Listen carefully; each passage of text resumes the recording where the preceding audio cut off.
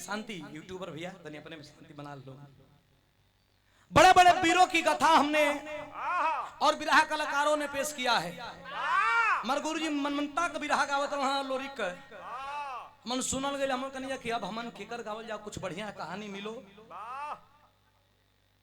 तो कहानी एक मिलल लोरिक बियाह करायो बदे ना गई रहलन। लोरिक अगोरी जौन सोनभद्र में पड़ेला अगोरी किला में राजा मुलागित का गुमान तोरे बद गई रहलन। अत्याचार अयासी चरम सीमा पर रहल। अजीत भैया वो राजा मुलागित राजा जो उत्तर प्रदेश के सोनभद्र जिले में जिसका निवास था, बहन बेटी गरीब का अगर जवान होगा तो बुला के अपने महल में जंघा पर बैठावे। लोरिक गैलन गुमान तोड़े बदे जब गईल हमन तो एक तरफ मुलागित राजा और एक तरफ लोरिक। बिरहा में कवाली का टुकड़ा बा पुरान कवाली है लेकिन एक कशिश आजो हो।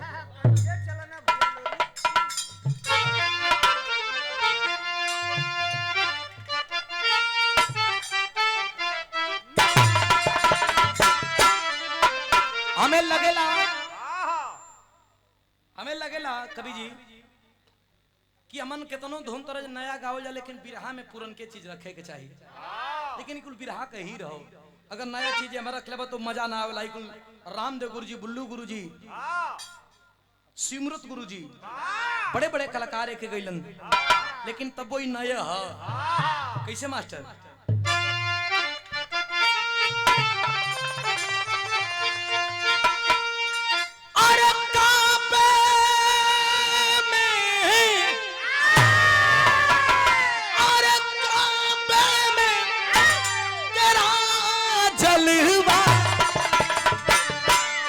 काशी में नजारा है।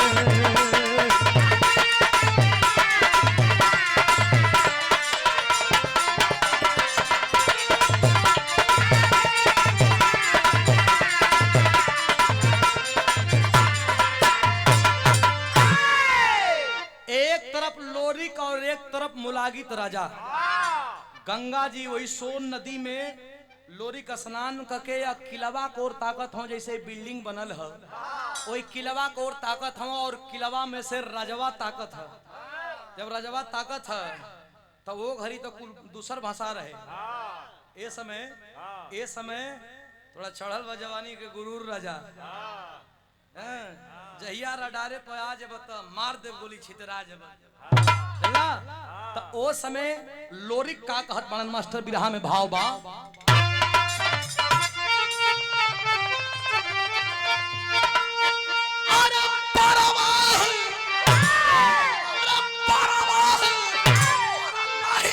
मुझको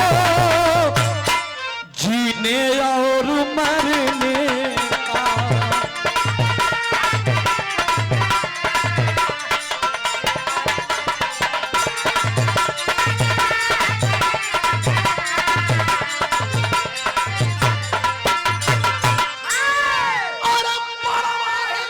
मुझको जीने और मरने देखूंगा क्या है ताकत भुजबल में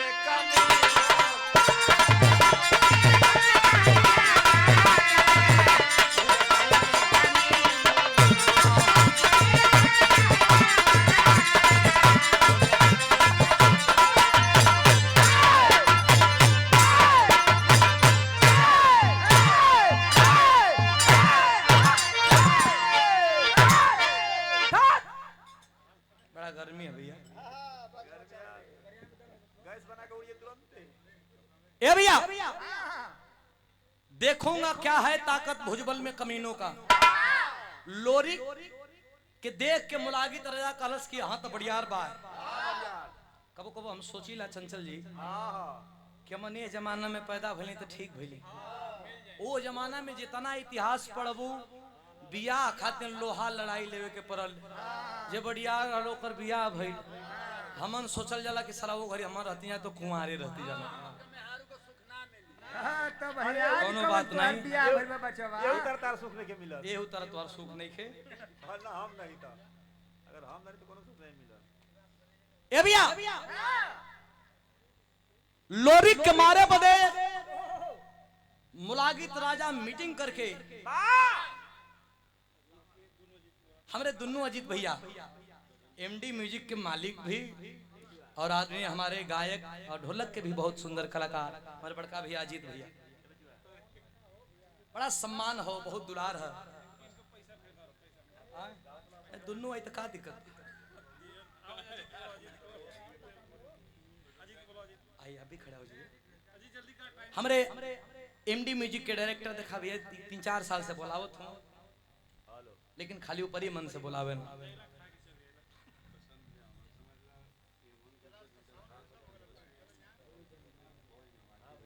आईटीबीपी के जवान हमरे अभिभावक जी हमरे अजीत भैया दोनों लोग के सम्मान कैलन देखा ये प्यार हो दिल से धन्यवाद बा सम्मान बा आशीर्वाद के कामना बा यही तो प्यार है हमारे भैया लोग के भी सम्मान अब भैया हमारे अजीत भैया भी दोनों अजीत भैया लोग और आईटीबीपी के जवान आप भी सम्मान किए ये प्यार है स्नेह है जिला गाजीपुर में आइला था थोड़े लगे कि हम कैमूर का बेस कम करा और बिहार का है ना बिहार का ना है हम गाजीपुर का है बेसवा पता लगता था हम गाजीपुर को बने हमारे घर बा गाजीपुर तई प्यार बा सम्मान बा बैठ के रो सब सुनत नहीं मुलागित राजा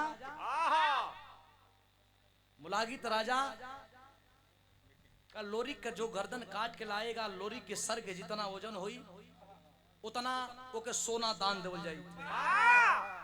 बड़े बड़े वीर लग गए कि लोरी का गर्दन मैं काट के लाऊंगा लेकिन उसी महल में एक राजा का चेला रहल जो ने चेला का नाम रहल रंपा भाट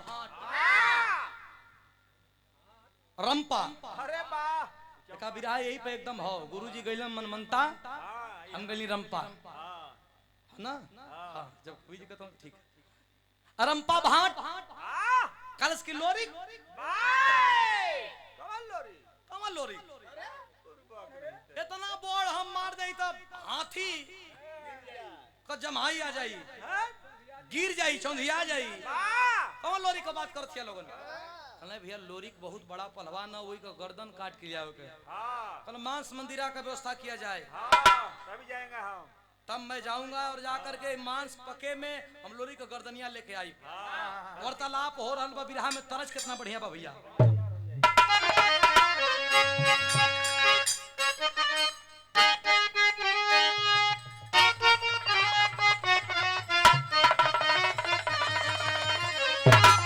बड़ा फेमस तरज कौन तरज हो अरे छपरा सहरिया में अरे की पी के लाचा रखवा देवर मोरा जोगी भइले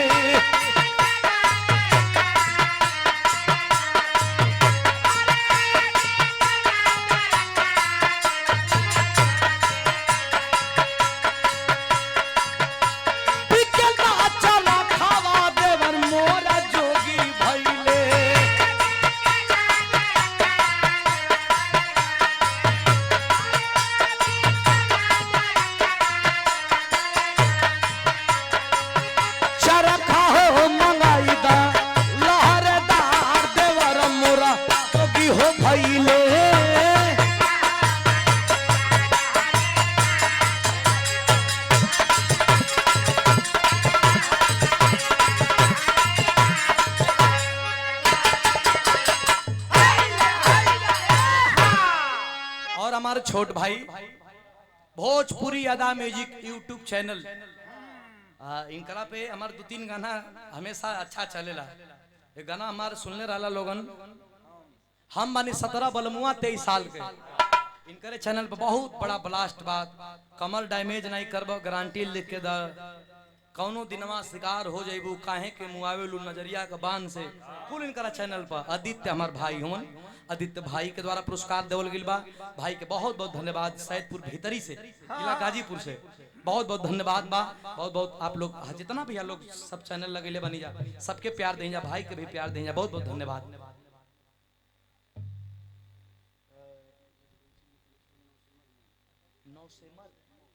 नौसेमर मऊ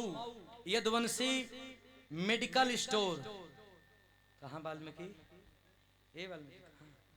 अब जो यार हम करके आपका टाइम बार कहाँ जाते बा? ना समझ पाओ थे कब तू यहाँ बैठा रहा, तब वो कैमरा के पीछे आ गिला, अब वहाँ बैठल बा, धीरे धीरे यहाँ बैठल बा। अरे भैया वो खाली आवाज मिला हम लोग घूम हाँ रुका रुका का पागिली ना, देखा पहलवान तुम्हारा गद्दी खतरा में है। नहीं तुम्हार देखा थी और गोझवन ये रेंगत हो जो हर ले वारे वार ले वार। आज यहाँ संगीत दोस्त से तो जरूर तू भेंट करत होगा। वाल्मीकि रामायण। बहुत बहुत धन्यवाद हमारे गुलशन भैया। और आदमी हमारे क्या कहना, आपने मेडिकल स्टोर नाम बताया, मैं बहुत बहुत धन्यवाद देता हूं मऊ की धरती से। मैं बहुत बहुत धन्यवाद और सम्मान करता हूं, चूंकि कलयुग में भगवान की उपाधि डॉक्टरों को दी गई है। मैं बहुत बहुत आप दिल से धन्यवाद देता हूं। आशीर्वाद की कामना था जिंदगी रहेगी। ये पुरस्कार अशोक कुशवाहा, ग्राम प्रधान धनेशपुर जखनिया, प्रथम से जिला पंचायत के भावी प्रत्याशी एवं राजन राव युवा समाज सेवी, आप अभिभावक के द्वारा सम्मान किया गया है। 500 रुपया पुरस्कार। एक कामना करता हूं कि जिस मनसूबे से, जिस मानसिकता से, जिस भाव से समाज में आप चल रहे हैं, समाज आपका सम्मान करे और आपका सहयोग भी करे। ये कामना करते हैं। भाई के नाम पे थोड़ा जोरदार ताली बजा करके आप लोग सम्मान करेंगे। मैं बहुत बहुत धन्यवाद भी देता हूं, प्रणाम करता हूं। भैया हो तनी कहानी समझिए लोगन। लोरी के मारे बदे मुलागित कचेला रंपा जब चलल बा, तो जब चलल है तो पहले राजा भेजत ना हम, लेकिन अपना में मीटिंग होता। कलश की ठोक दे भुजा पताल, कवन माई का लाल दूध पियले रे, का कहे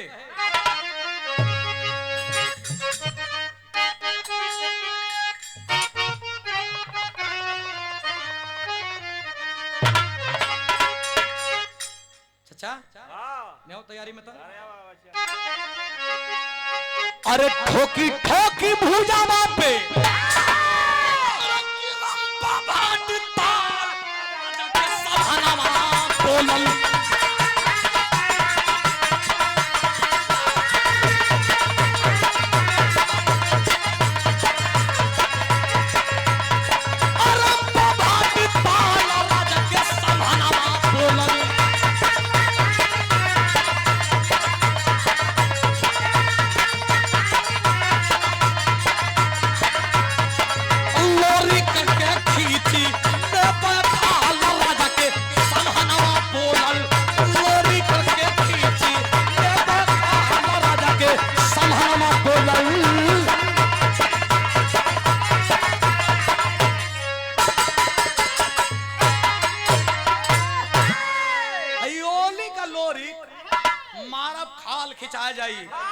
मामूलिया बुझले बका।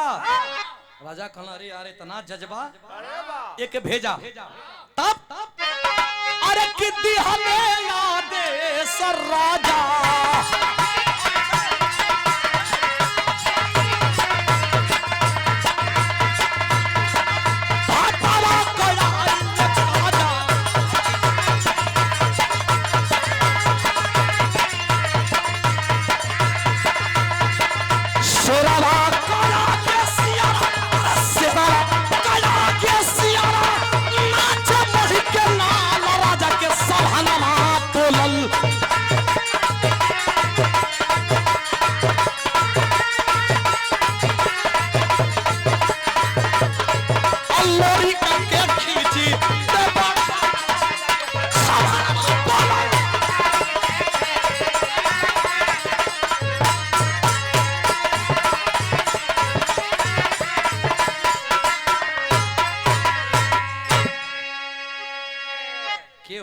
लाल नहीं कह सकेला कि तू 50 छुअत हुआ। 50 है।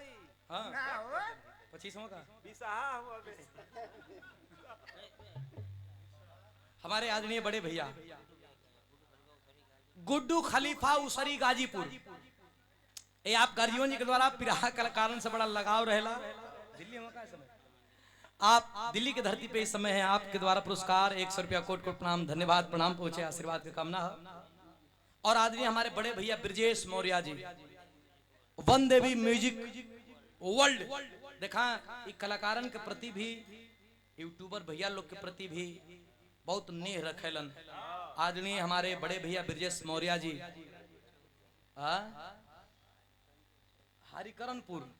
हरिकरणपुर है बगले में, कहा मार दूरे को थोड़े हुआ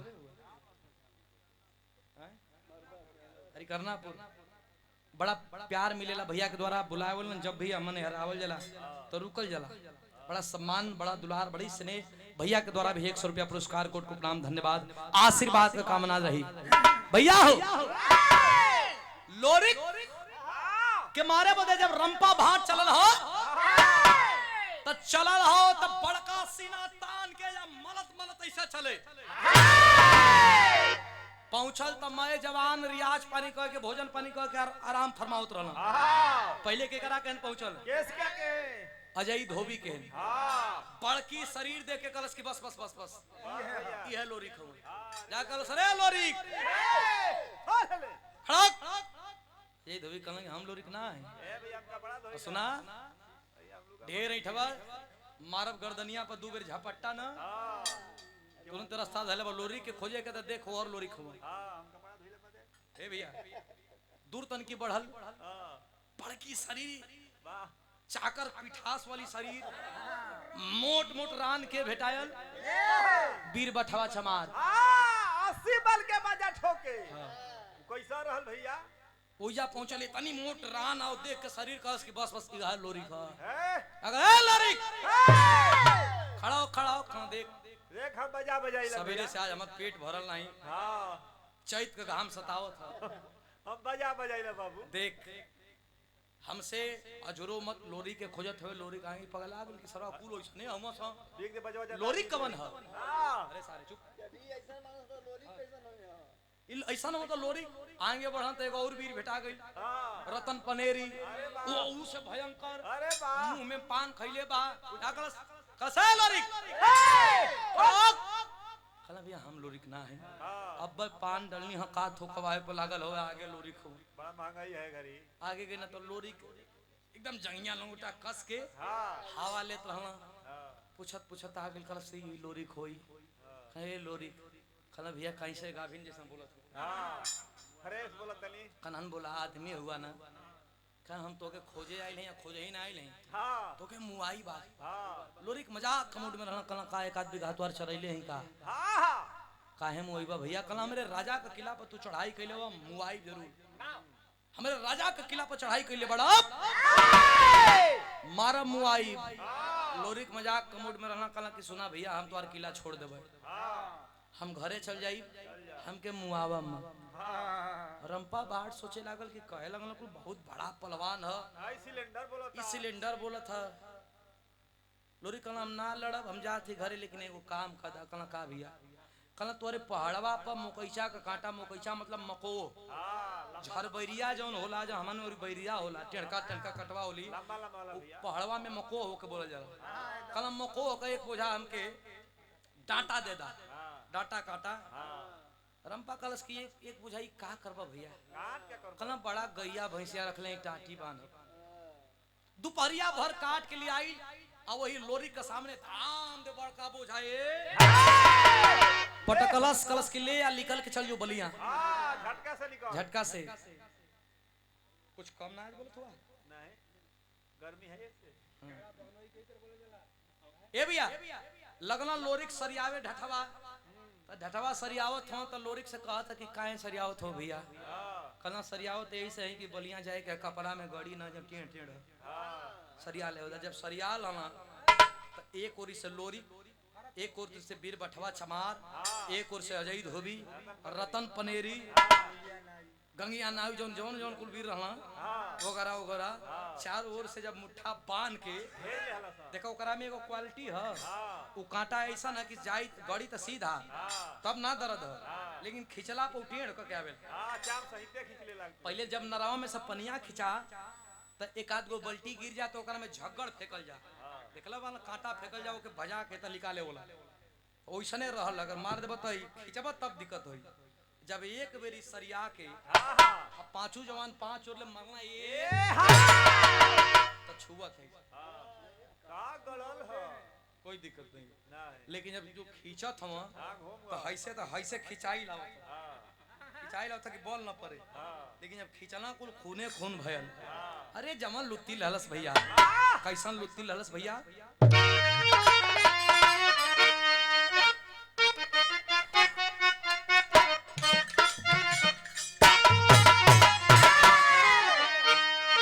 गुरिया दिन भर कई के कटियो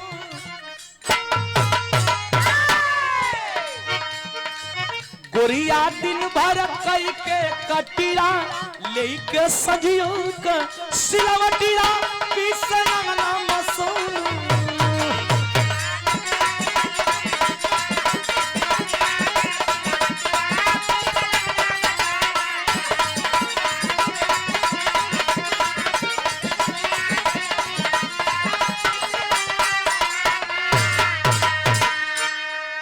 लेकिन रंपा भागल लेके जानवा रंपा भागल लेके जानवा गरजल जिरहुल पर हो जानवा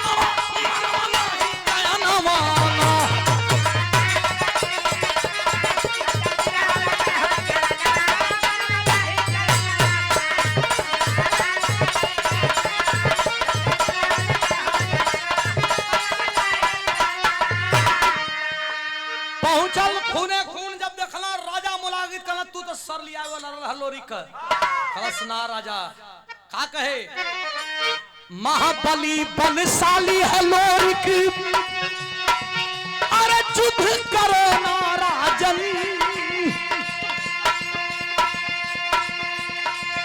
अरे कभी ना आएगी मजरी तेरे दुल्हन बन के आंगन मिली हम माटी में हो यार मनवा मिली हम माटी में हो यार मनवा कर जल जिरहुल पर हो पर मिली हम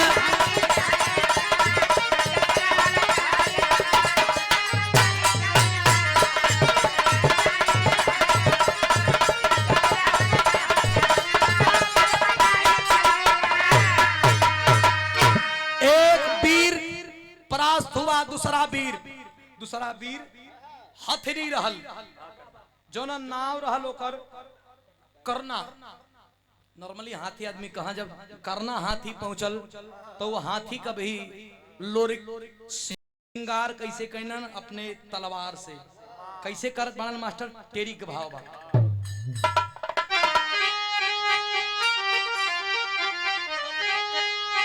अरे बलराम लहू से धरती लाल हो गई हाँ लहू से धरती लाल हो गई अरे कैसे भूली जमाना गया था कौन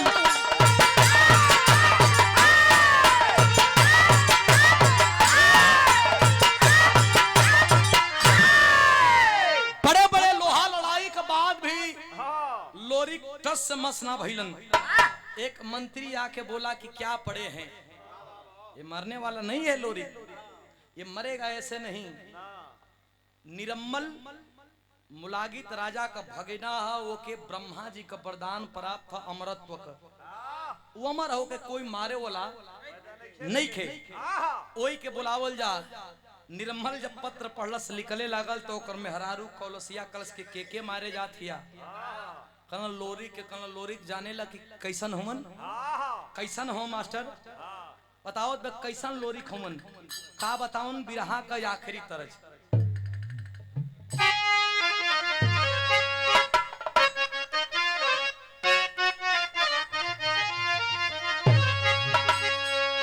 जब लड़ाई लग रहल तो यही गाजीपुर का अब्दुल हमीद शहीद भई रहलन। उस समय हमारे गुरुजी कैसेट में भाव के गले रहलन ओए भौआ बाकी अरे गरज पड़ा अरे गाजीपुर का गदेला गरज पड़ा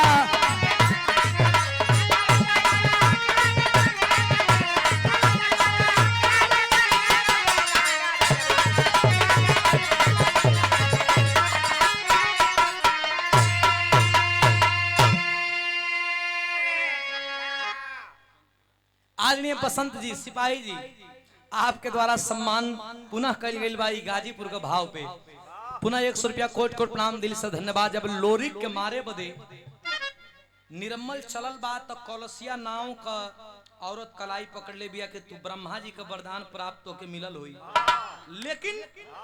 लोरिक कैसन है वहू का विषय में सुना। अरे बलम हो सजन हो अरे जानी ना बिरताई बलम हो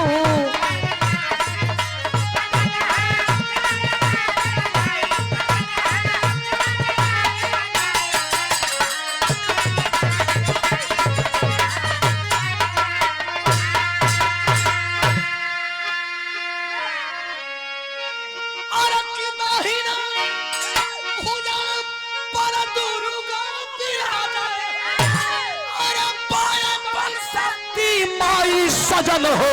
जानी ना बिरताई बलम हो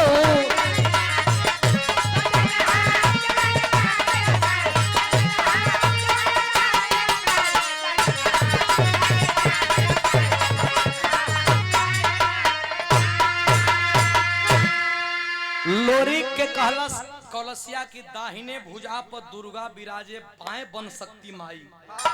बलम हो जानी ला बिरताई। हम कहला भैया कि दुनिया में कबो कबो अपन मेहरारू का बात मान लेवे के चाहिए, काहे कि विवाह का समय तोहार 7 फेरा में संगवा वो घुमैली और तोहार आधा शरीर का मलकिन होली हैं काजी अनहांगनी होली तो लोरी के मारे जा, लेकिन लोरी बड़ी बलवान हो तो से ना मरी हाँ छटक कलश के तो के जन करिए ना दुर्गा दुर्गा माने कहा जानीला ब्रह्मा जी का वरदान हमें प्राप्त है तब जा भैया चलल बा कैसे मास्टर पर का भाव बा।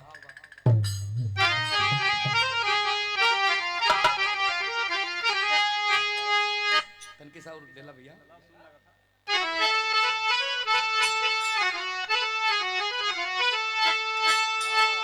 अरे चला से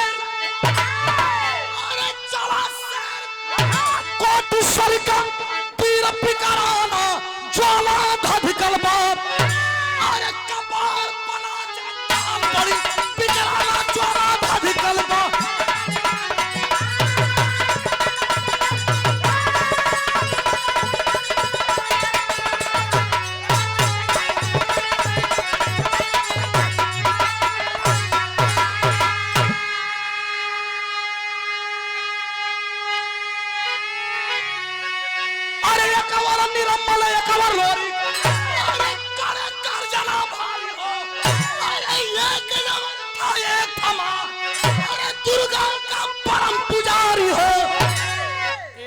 निरम्मल और एक और लोरी दोनों लोगन गर्जना करे लगन। एक अमर था और एक था माँ दुर्गा का परम पुजारी हो। देखली कि एक और ले निरम्मल आवत था, एक और ले लोरिक तो दुर्गा माई आसमान पकड़ लली कली त अमर ह आई हमार शीशे हमार लइके बा। अब बड़ा दुविधा में पड़ली, ऊपर भंवर मारत है लेकिन करत काई मास्टर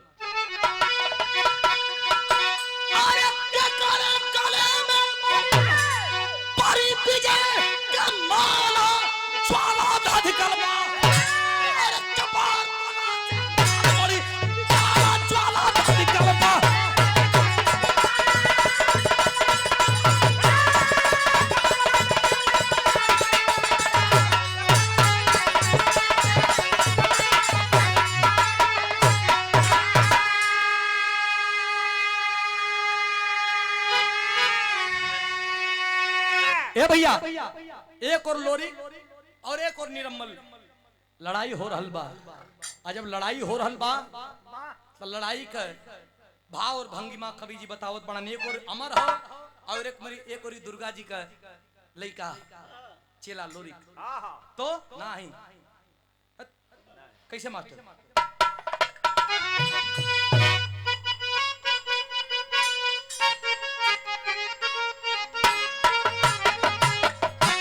अरे की भूजावा बजा करे विराज दुर्गा माई भैया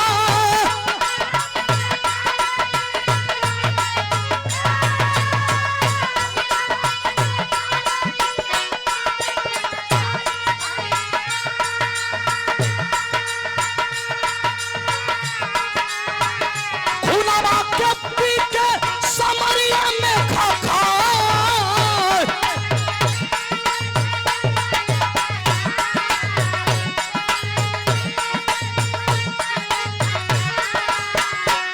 अरे कैसे कोई मारी अरे कि वो के दुनिया में भैया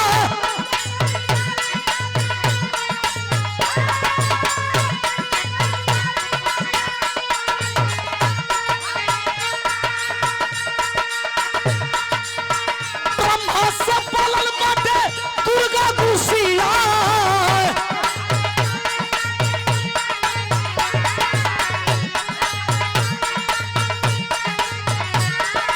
अरे कि निरामल के माउतिया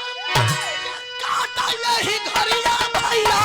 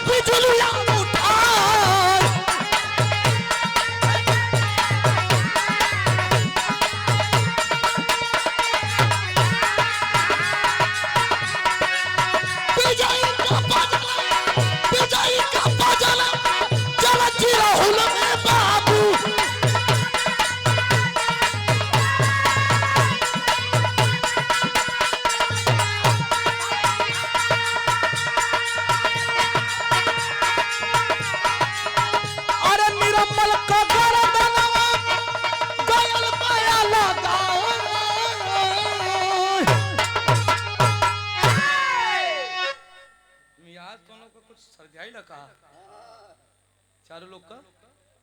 भैया लोरी एक तरफ जब लड़त पड़ा निरम्मल से जब मेरी गर्दन काटना तब मेरी गर्दनियां जुट जा दुर्गा माई और तकला की देख माई बड़ा लोहा लड़ाई जितनी लेकिन लगत है कि आज ना जीत भाई जो मेरी गर्दन काटत बनी तब मेरी सट जात बा दुर्गा माई गईली हो ब्रह्मा जी का लगे और ब्रह्मा जी से कहलिए कि हमार भगत का बेटवा लगत बा कि मर जाई कोनो उपाय करा देखला कि अमर हो ओकर पाती फरलन अच्छा पाती फरलन भैया यूट्यूबर वाले शायद भैया तो तुम लोग से बेसी हमारे घर में हो तो क्या करिए तब भैया 2 मिनट और बर्दाश्त करा माई कहवा के पत्र फरवैली है जब पत्र फरवैली है तो आके दुर्गा जी कलिए कि अब मारा एकर गर्दन कटी एकदम सक्सीन हो गए गर्मी से काटत काटत लोरी गर्दन ना कटत हो लेकिन जब ब्रह्मा जी का बात वहां से कटल पाती तो माई दुर्गा कहली है तो कैसे काटत हो मास्टर